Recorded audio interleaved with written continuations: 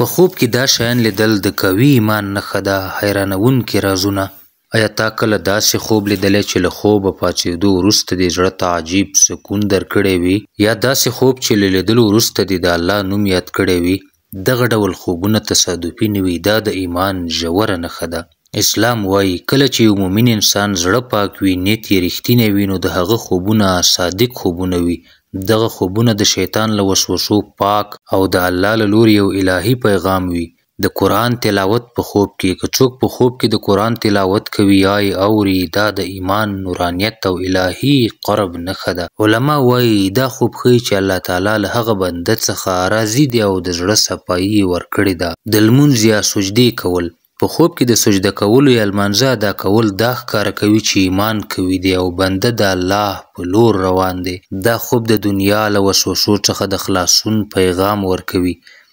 دریم، د نبی صلی الله علیه وسلم لیدل په خوب کې. که څوک د نبی کریم صلی الله علیه وسلم رؤیت وکړي، دا د ایمان تر ټولو لوړه نښه ده، ځکه رسول الله صلی الله علیه وسلم فرمایي من رانی فی المنام فقد رانی حقا، یعنی څوک چې ما په خوب کې وویني رښتیا یې زه ولیدم. څلورم، رڼا یا نور لیدل. کله چې مؤمن په خوب کې نور، سپین لباس یا روښانه څیرې وویني، دا د زړه د صفا او روحاني ځواک نښه ده.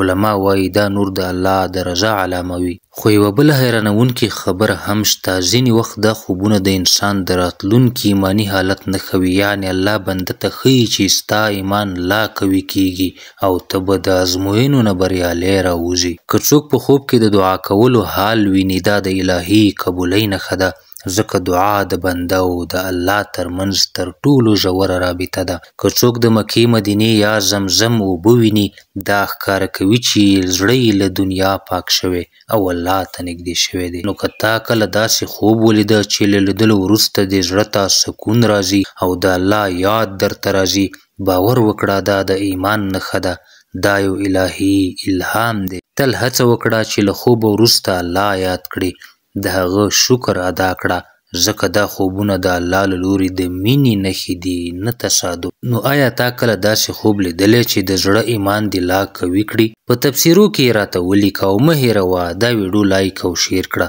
ځکه ښایي ستا له کبله د بل چا ایمان هم قوي شي.